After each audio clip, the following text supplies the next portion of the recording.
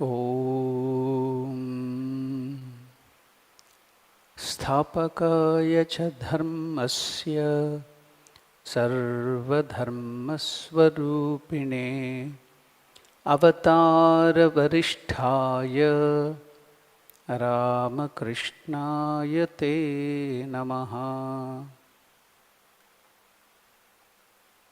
Offering my Shirasashtanga pranams to the feet of Sri Ramakrishna, Mother Sharda Devi and Swami Vivekananda, I offer my heartfelt namaskar to all of the devotees assembled here.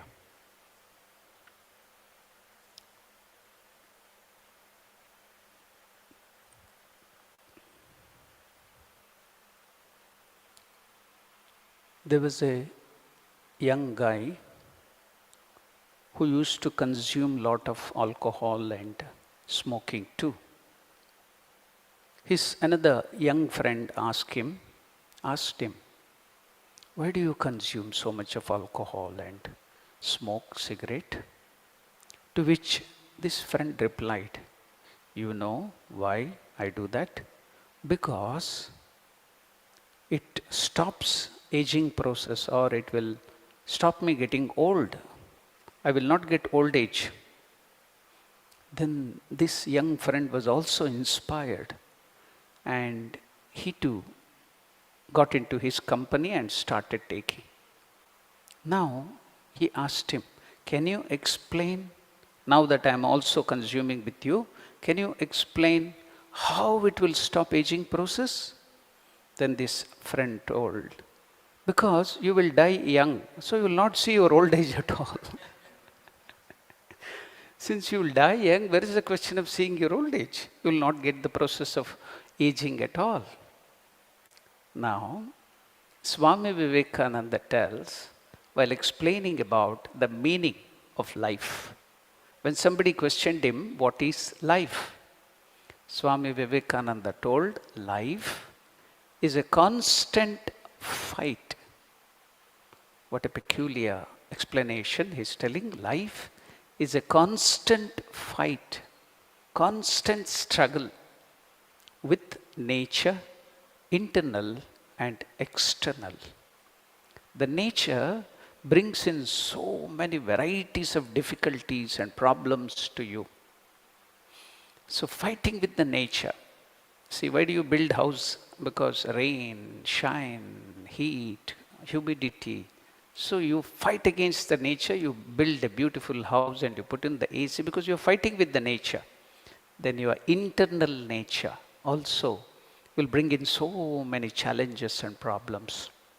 So you have to fight. So Vivekananda tells, life is a constant fight, struggle between the nature internal and external. One more thing he adds, the moment you stop fighting, you die. That is death. The moment you stop fighting, that is death. So now the question arises, what is this constant fight? It is self-effort. You have to be constantly working, putting your self-effort. So that is life. Life means you have to be putting in constant effort. You stop and that you can understand what it is. Now, a disciple asked the yogi, his guru, sir, do you believe that everything is already written about our life? Do you believe in destiny? That there is destiny and everything is already written? To which the yogi, his guru, answered, not everything in life is destiny or written. There is some free will also. You have some freedom too.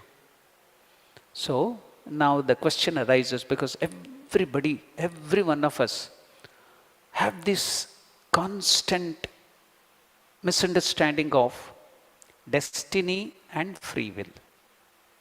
From the youngster to the old person, we have this confusion about free will and destiny.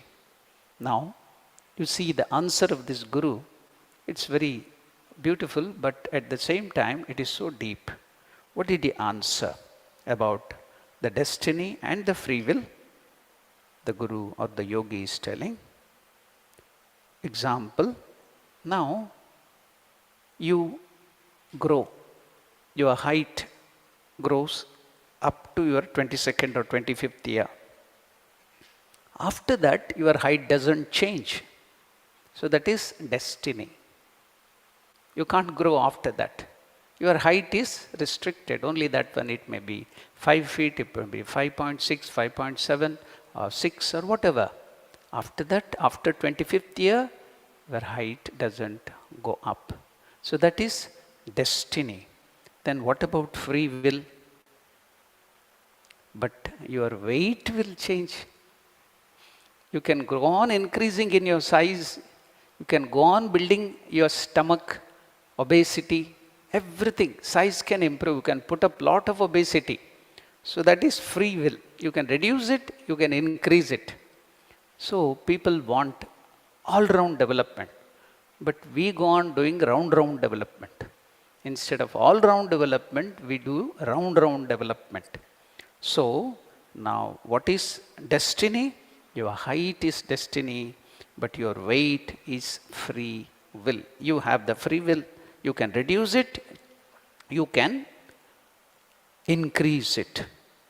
Suppose your weight is 150 kg or 200 kg. You can't say, that is my destiny. My big stomach is my destiny. My obesity is my destiny. And I have to live with it. So, in the same way, let us come to our life. Past, present and future. See, our past is our destiny. It has gone. It is out of our hand. You can't change it. Because it is not now in your hand. But your present and future is in your hand. If you put in the effort now, in the present, if you learn to work hard and smart now, you can create your future. So, free will is in the presence, living in the present. You can create your future. Past is destiny. Future is in your hand, free will. So, we have to make the decision.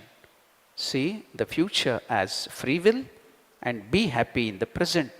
This is the intelligent thinking. Foolish people do is, they think past as free will and keep on regretting about it, and they think future is destiny and they do nothing about it, and then they will make their life and others' life miserable. Now you got a little idea of what is free will and destiny. But Swami Shardanandaji Maharaj, the direct disciple of Sri Ramakrishna, in writing that wonderful life of Ramakrishna, that is the great master, in that, by telling the story which Sri Ramakrishna himself has told, he tells that it has cleared all the doubts of this free will and destiny. Not only that, another thing, a little step ahead of this free will and destiny is almost similar. What is that pair of opposite? That is self-effort and God's grace. It's very similar. Free will and destiny, self-effort and God's grace.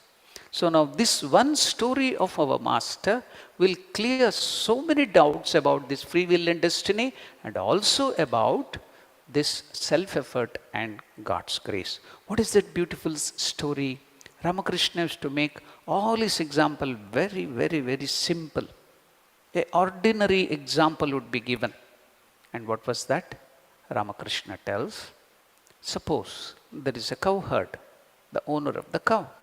He takes the cow to graze in the meadows or in the grasslands. What does he do? He will tie the cow with a big tether or a rope and tie it to the post or a tree. Now, the cow starts grazing.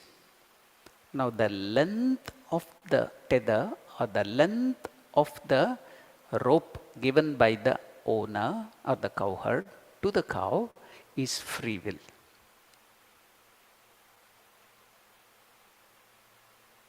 Now the cow goes on grazing nice grass, green grass.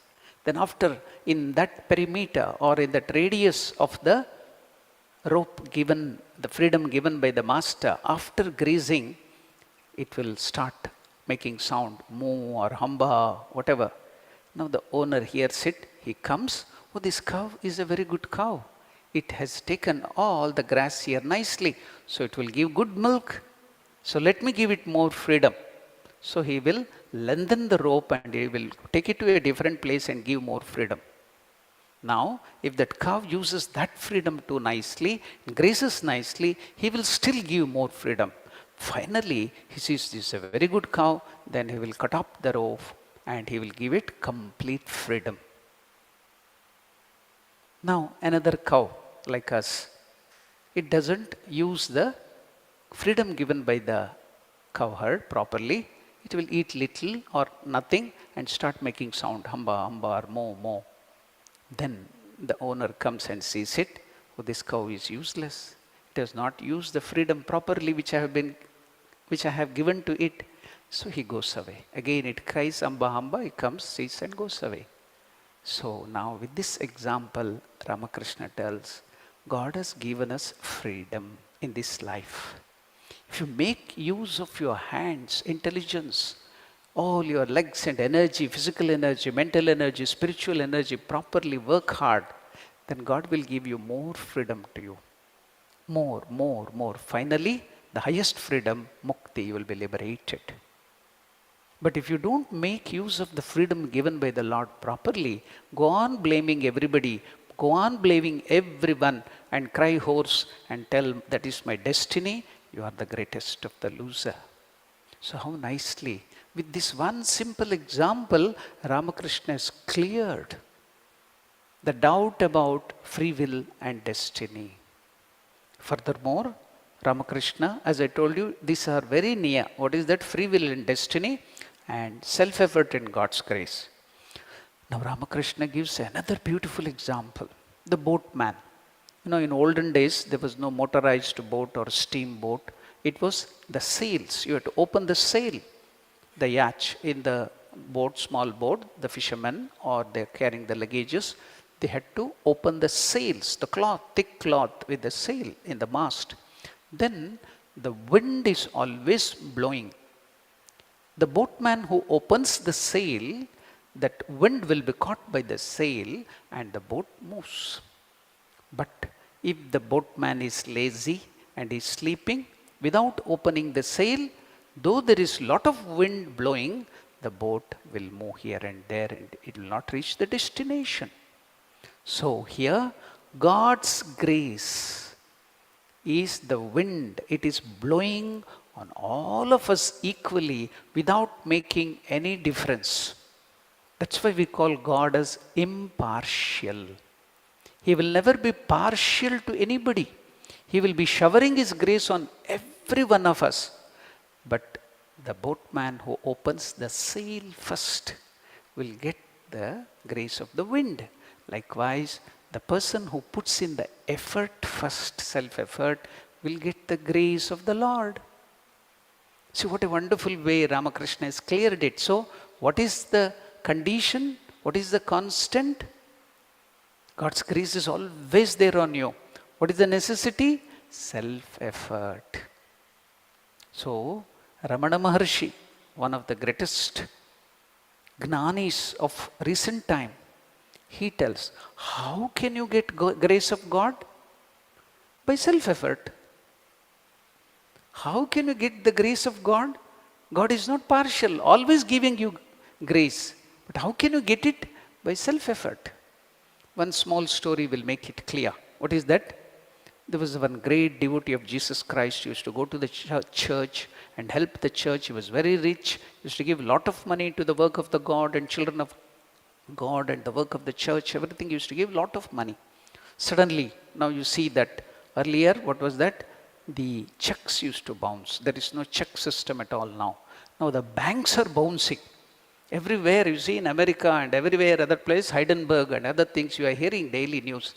Now not the check is bouncing, but the banks are bouncing. So something happened, there was a regression, and this rich fellow became poor. He doesn't have money. What did he came to the church? He prayed, kneeling down in front of Jesus Christ, O Lord.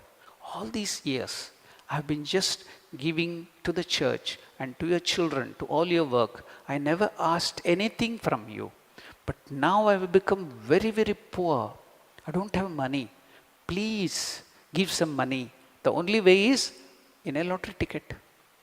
Give some big amount in a lottery ticket. He prayed 1 day, 1 week, 1 month, 2 months, 3 months. No answer, no lottery ticket is coming.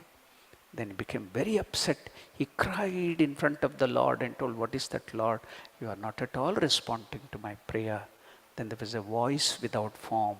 The Lord said, my dear child, you are asking for a money from the lottery ticket. First put in the effort of buying a lottery ticket. If you don't buy a lottery ticket, how can I give you money in that lottery ticket? First put in the effort of buying a lottery ticket. So self-effort is first. If you put in the self-effort, then you can get everything. Then another wonderful, beautiful story will make something more clear. What is that? Let me tell you one story from Ramcharitmanas of our Lord Hanuman, whose birthday is coming very nearby, because in South Africa, all people love Hanuman very much. Any story of Hanuman, you will enjoy it. What is that? Strolling through the streets of Lanka at night time, he had come to seek Mother Sita. Hanuman was taken aback when he heard the chants of Sri Ram, Jai Sri Ram, Jai Sri Ram, coming out from a house, from a home in Sri Lanka. There were not loud whispers through the windows. Hanuman wondered, who could be chanting my Lord's name in this city ruled by Ravana, and only the demons are staying here? The house had a cluster of tulsi plant outside, and the walls had signs of Sri Hari. Just then a man opened the front door and came out chanting the holy name. The sky was starlit, and it was a couple of hours before the dawn. The man offered water to tulsi plant while performing a circumambulation. Hanuman hopped and stood before him, folding his hand. The man introduced himself as Vibhishana. I am the younger brother of Ravana. Hanuman asked, it baffles me. You are a devotee and a noble soul. You are a devotee of Lord Ramachandra. How on earth you live among these demons, and that too with Ravana? Vibhishana smiled and said, do you know how I live amongst the demons?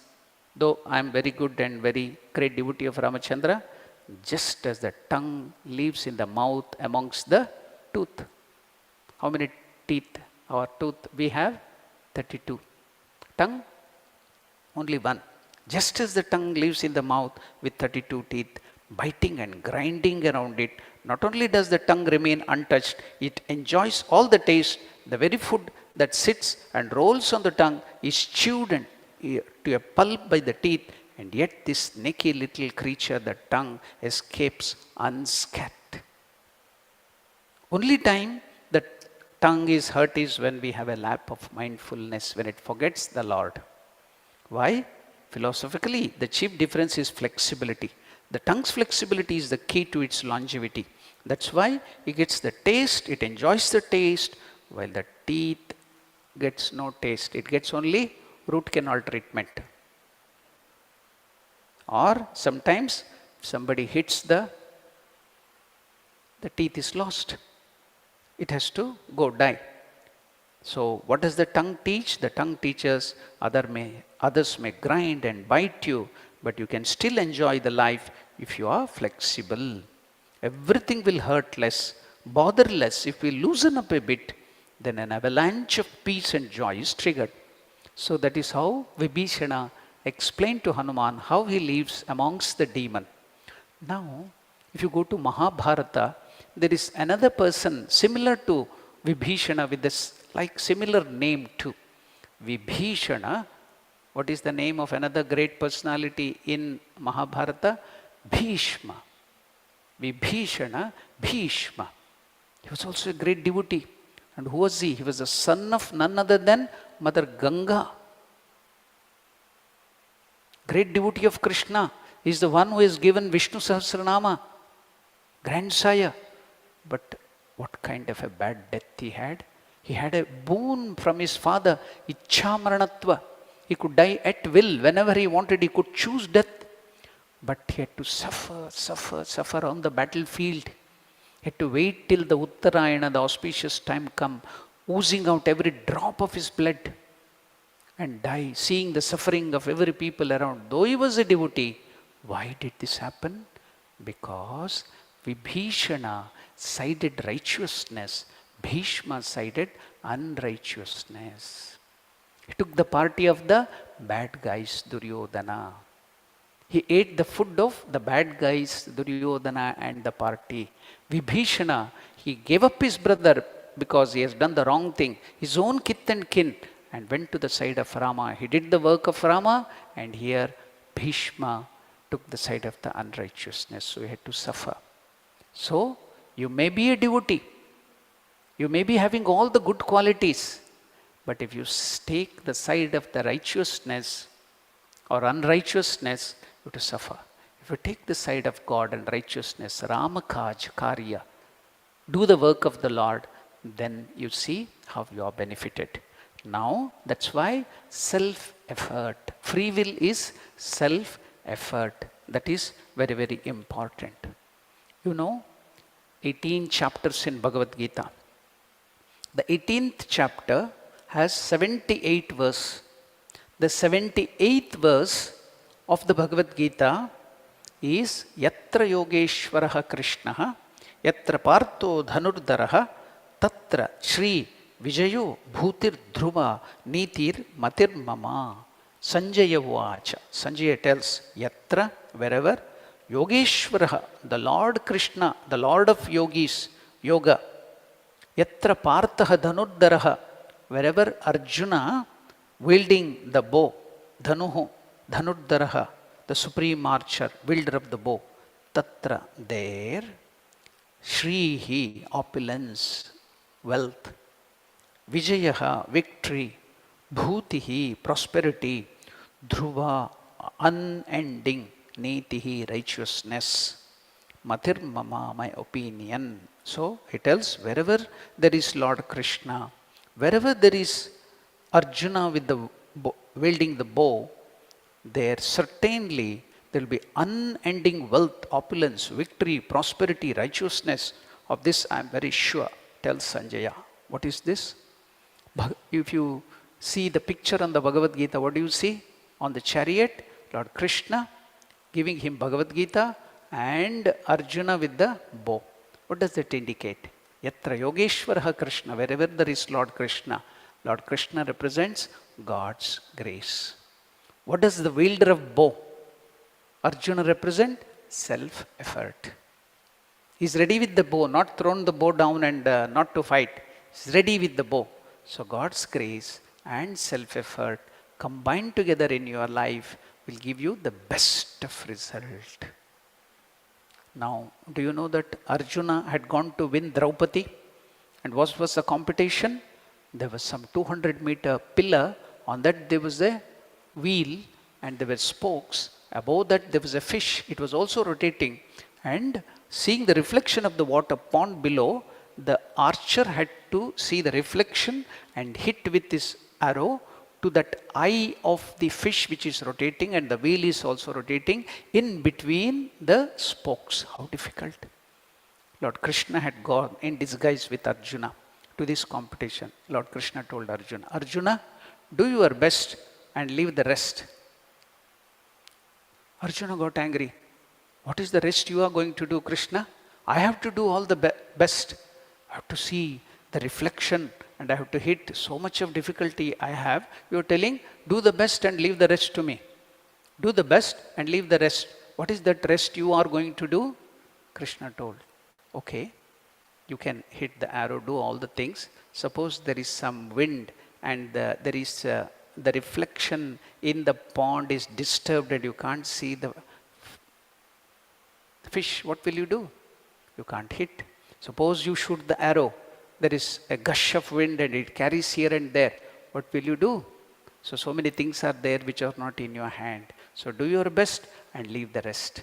So in your life too, just like this Arjuna, do the best and leave the rest. So God's grace and self-effort combined together is the answer. Krishna has told, Ramakrishna has told, and if we learn that lesson, then you can solve all this problem of destiny and free will, self-effort and God's grace. Finally, with one incident from the life of Swami Yatishwaranandaji Maharaj, I will conclude what is that.